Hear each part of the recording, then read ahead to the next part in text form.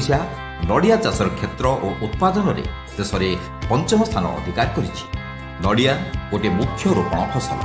यार प्रत्येक अंश जेपरि फल, पत्र, बाहुंगा तथा कता इत्यादि विभिन्न काम व्यवहृत होता है। यही गछर प्रधान शत्रु पोक, कालीमुंडी, गंडा पोक, तालघुणी, रूक्स स्प्रिलिंग व्हाइट फ्लाई पोक नड़ियार मुख्य शत्रु भाव देखा जाए। फर्स्ट इम्पॉर्टेंट चीज़ है क्या, कम से कम न्यूट्रिएंट मैनेजमेंट और वाटर मैनेजमेंट, ये दोनों को ठीक ठाक करके करना ही पड़ेगा नारियल में। गंडा पोक यही पोक गछर कंदा तथा कौलिया पत्रयुक्त बाहुंगार विशेष क्षति करिଥାଏ। क्षतियुक्त पत्रगुड़िक फिटिले पिंचण भली देखाଯାଏ, जेमितिकी किए कटुरी काटी देइछि सेहि भली लागे। गंडा पोक चौर को काटिबा द्वारा चौर सुखी नष्ट हो जाए। ता छड़ा गंडा पोक द्वारा सृष्टि होइतिबा गातरे तंतुघुणी पोक प्रवेश करी गछ को आक्रांत करि पकाए। एही पोक दाउरू गछ को रक्षा करबा निमित्त एप्रिल, सेप्टेम्बर और डिसेम्बर मासरे सेविडल 8G 25 ग्राम और बाली 200 ग्राम मिसाई गछर अग्रभागरे बाहुंगा संधिरे और पत्ररे पकाइबा दरकार। कंदा और बाहुंगा मूଳରେ 45 दिन व्यवधान 3टी करी नैप्थेलिन गोली रखिबा दरकार।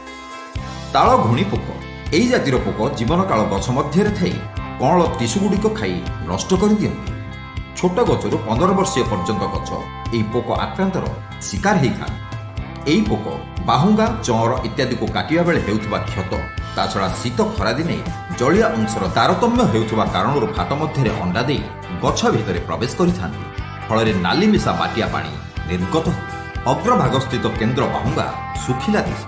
एथिरु बर्तिबा पई गछर कणा बा फाट मध्यरे काहाळी साहाय्ୟରେ 0.01% डाइक्लोरोभस WP 0.01% प्रति लिटर पानी रे मिसाई प्रयोग करा जाए। प्रति गंडीर कणा को सीमेंट द्वारा पूरण कर देबा उचित। जदि चौर को आक्रमण करिवार देखा जाए तेबे उक्त द्रवण को मध्य चौर को सफा करी प्रयोग करबा विधेय। कालीमुंडी पोक ओडिशा उपकूल अंचल मानकरे एप्रिल जून मास मध्यरे एही पोक विशेष क्षति घटै थाए। एही पोक आक्रमण रे गछटी साधारणतः अमल क्षमता हरै बसे। कालीमुंडी पोक नड़िया पत्र तले बसा बांधी पत्रर सबुज अंश को खाई जाती। पत्र जाली हो जाए, केवल खड़िकाटा रही। यार प्रतिकार पई आक्रांत पत्रगुड़िक काटिदेवा दरकार और पोड़ीदेवा मध्य उचित। विशेष आक्रांत होइतिले चेर माध्यम मोनोक्रोटोफस प्रयोग विधेय। यार प्रयोगर 45 दिन पर्यंत गछर फल को व्यवहार करने अनुचित। रूक्स स्प्रिलिंग व्हाइट फ्लाई पोक यही पोक आक्रमण चिन्हट करने अत्यंत जरूरी। यह पत्रर तल भागरे काकर परि मलत्याग करे, तापरे पत्रर उपरी भाग को व्यापी थाए। एमिति हुए सूर्य किरण द्वारा पत्र गछ को खाद्य जोगाई पारे। यही पोकटी 2.20 मिलीमीटर आकार, डेणा वृत्ताकार एवं डेणार उपरी भागरे बादामी रंगर दाग थाए।